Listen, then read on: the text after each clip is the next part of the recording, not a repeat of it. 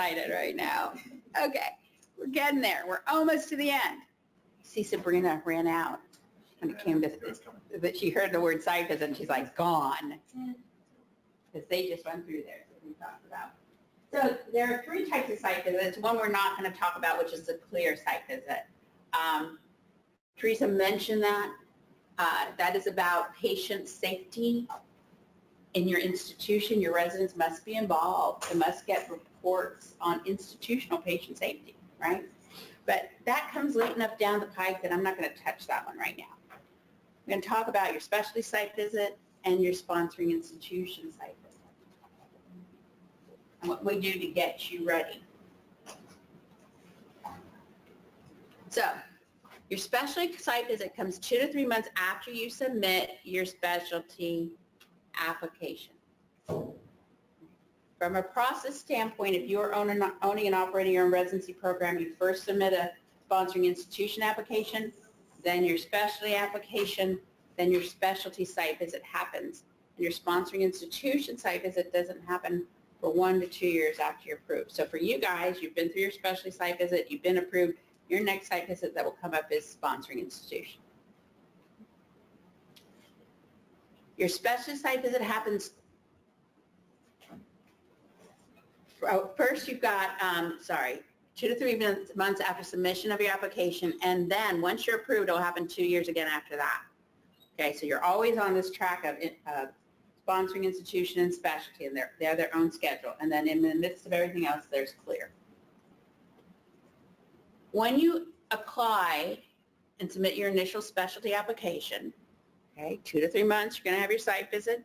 It is somebody from ACGME. It is a half day.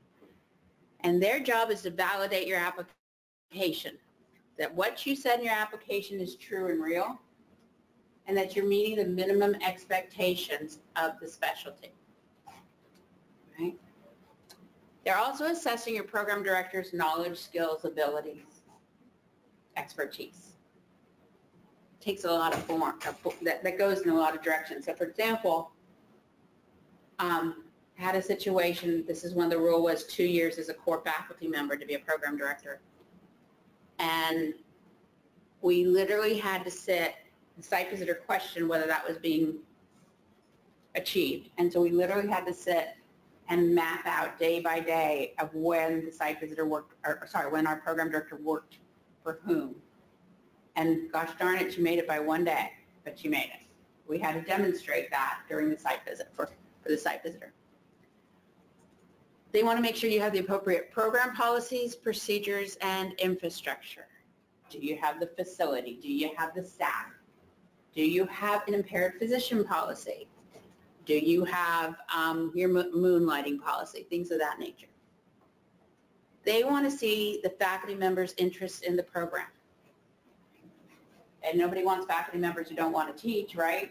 They want to see enthusiastic, excited, happy to be there faculty who are knowledgeable with skills and experience.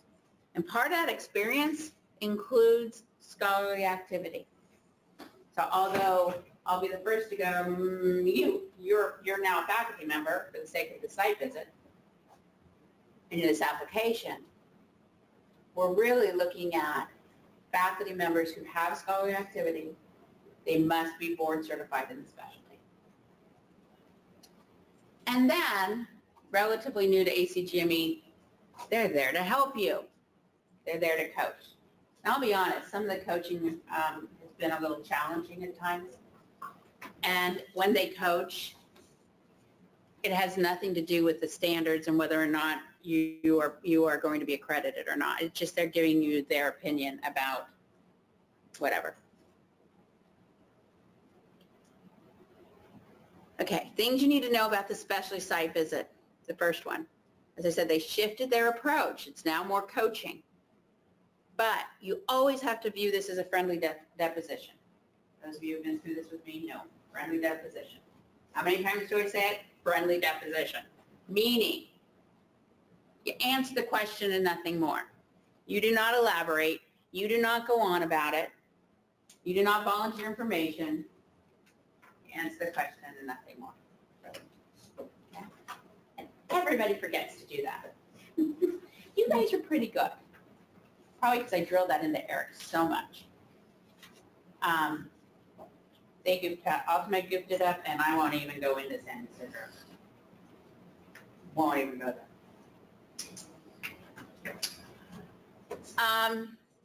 There is no such thing as being overprepared. Now, I was starting to tell Teresa this story, but Eric Henley, the CMO, who was the acting program director when we went through their site visit, we put him through the ringer to get him prepared. And after site visit, the first thing he says, he walks in the room and he says, Keek, you're the master of over-preparedness. And I'm thinking, well, thank you, might have been nice, but knowing Eric, like I do, okay. But the thing is, we went from, oh my God, I can't do this, to him being confident, as confident as Eric could be, confident and prepared for the site visit. So if that labels me being the master of over-preparedness, I'll absolutely take it because you got approved. Okay? The cleaner your application, the easier your site visit. Those applications are a bear to write. Okay? A tremendous amount of work. And part of why they are a bear to write is you have to make sure everything ticks and ties. You need to make sure that what you say here matches with what you say there, and it calculates out so that everything ties. If you start having mistakes, the site visitor will start digging and digging and digging. Once you're on that path, it's really hard to reverse it. I've seen people do it. I've seen it be reversed, but it's tough. So you've got to spend the time up front making sure your application is clean. That way you can have an easier site visit. Your typical agenda, half day, about 2.5 hours with the program director and program coordinator. It's split up into 2 sections, but it's about 2.5 hours. An hour with 8 to 10 faculty members. They'll tell you how many they want. Varies by site visitor. And it does not include the program director, the DIO, or the program coordinator. So they want to hear from the faculty without that program director around. 30 minutes with the DIO and department chair, and a possible tour of the clinic, which is highly disappointing when we're talking about things like clinic first initiatives, right? I mean, you don't want to see the clinic. Your areas of risk on a site visit, messy or incomplete applications.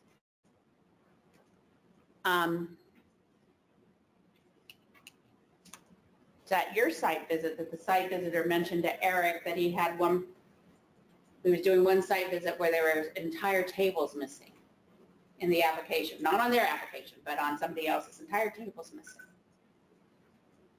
Once you submit, you can't make a change to the application.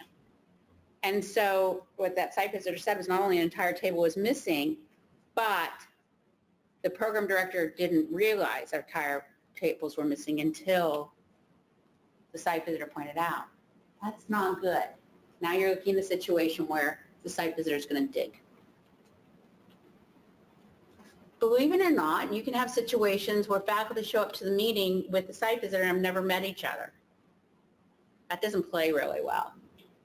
You know, you walk in, site visitor sitting there, and you say, hi, I'm Dr. Nocella, to another faculty member. Doesn't play well. Right? You hardly look like an enthusiastic, informed body of people, and it sure doesn't look like you've done any faculty development if people don't know each other.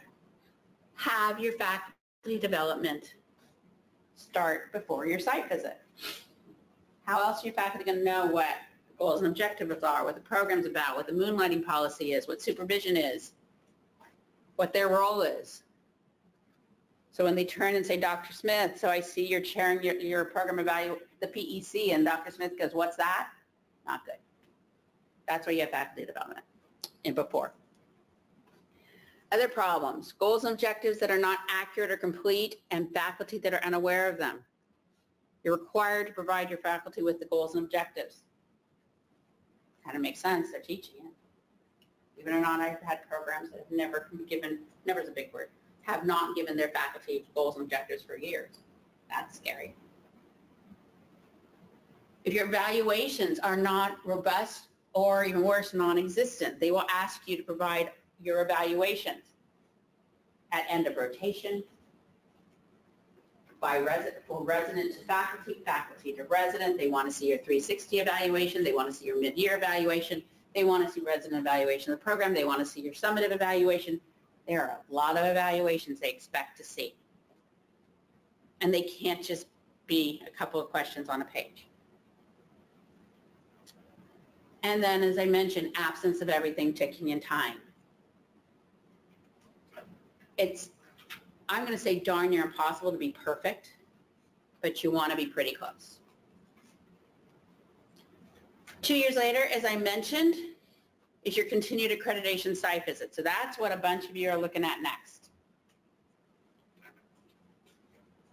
as well as your sponsoring institution. And even like you guys, I mean, St. Joseph's is going to be having their continued accreditation site visit. They just had it. Okay.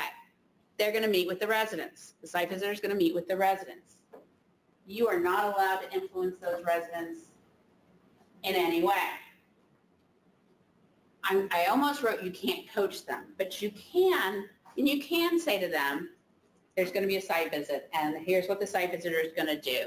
And these are the types of questions they might ask you, and be honest and say what you think, and, you know, have a great time. We'll make sure there's food there, you know. But you can't say, now remember, residents, your duty hours were always, you know, underneath the minimum, the maximums. You can't say that. You know, you can't tell them what to say. There's no application that they look at this time. It's not like you submit an application in advance of the continuing accreditation site visit. It used to be that way, but not anymore. Now, on an annual basis, you put an update in web ads. Make sure that's done before your site visit. I have a client, they call me in late in the game, but I have a client who got notified of a site visit and there was no update done on web ads. What does the site visitor work off of? Do we look very professional and know what we're doing? No. Okay? So you've got to have that updated. Most important is, have you addressed your citations? I do have some programs that have been approved with no citations. That's rare. So anticipate some citations. If you have not addressed your citations,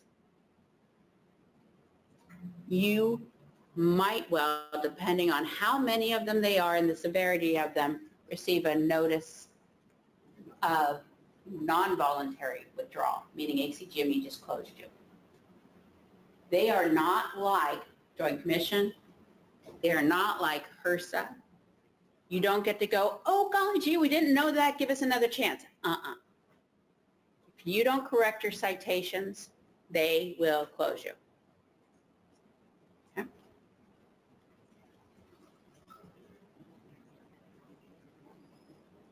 The citations you have gotten on your initial accreditation need to be monitored by your Graduate Medical Education Committee. You can't go 2 years later, what were those citations? Did we have any? You should know, because they should be monitored in at every meeting. Okay? I can't emphasize this one enough, okay, because I know of programs that have been closed because of this. Your areas of risk, pretty much the same thing on your second go around on your specialty, except I add not fixing prior citations, poor resident surveys. Every year your residents and your faculty take a survey. Goes to ACGME. Your resident surveys, usually because you have a large enough cohort, you get the results back right away. We're not good there. Okay. You'll get your resident surveys back. If those are poor, what have you been doing to fix those? That's an area of risk. If you haven't been doing your evaluations, or if they are poor, that's an area of risk. Right? I don't think I hit this one. Perceived or real absence of institutional support is an area of risk. So if the residents say something like, you know, we never have faculty attending, or you know, the hospital hasn't funded the residency coordinator until a month ago, you never know what's going to come out of the mouths of your residents and your faculty. And institutional support is one of the things they'll be looking at. Right? And the rest are the same. So as I mentioned, there's 2 tracks. Your specialty, your sponsoring institution. So 2 years after you were approved as a sponsoring institution, 1 to 2 years, excuse me, and it will say on web ads when your anticipated date is, you will have your sponsoring institution site visit. That looks at a different set of standards. So let me think. When did, I'm trying to remember, Deborah, when you guys got sponsoring institution. It would have been last October, I think. So probably about 14 months from now, you'll get a sponsoring institution site visit. Okay. Same with San Ysidro, and you guys have got a little time. Here they're verifying that there's really oversight going on of the GME programs. The group that oversees it is your Graduate Medical Education Committee. So they're going to want to see an engaged committee that knows their responsibilities, that has quality improvement processes in place, course policies and procedures, and provide appropriate levels of resources. And that too is a half-day site visit. Your typical agenda, about 2 hours with the GIO and GME administrator, an hour with the Graduate Medical Education Committee, and then they'll meet with the CEO and the CFO. And wrap it up. A lot of the same areas of risk, except absence of poor institutional oversight. Give you an example.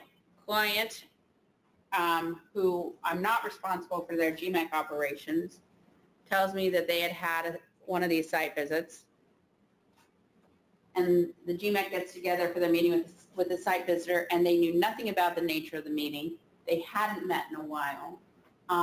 They hadn't been doing any quality improvement. And so when the site visitor was asking them questions, most of them were just kind of bumbling around, not knowing what to say, and one person was answering all the questions the best they knew how to do. So needless to say, you do mock site visits on sponsoring institution and specialty before the site visit actually occurs, so that you can test some of these things out and figure out where your gaps are. So how you prepare? We go through a process. It's not the only way to do it, but the process we go through is we take all of the standards. So on a specialty, that's about 400 standards. And one by one, very painfully, we sit with the program director and program coordinator, or if it is the sponsoring institution, we're sitting with the DIO and the GME administrator and saying, here's the standard, have you achieved it, yes or no? And they'll be quiet, they'll be silence. Well, I think so. Okay, prove it. Well, what do I use to prove it? Okay, let me tell you, I got the cheat sheet. I've done this too many times. I know how you prove each one of these. But my job isn't to answer your question. My job is to facilitate your education so that when you are sitting in the hot seat, you can answer it yourself.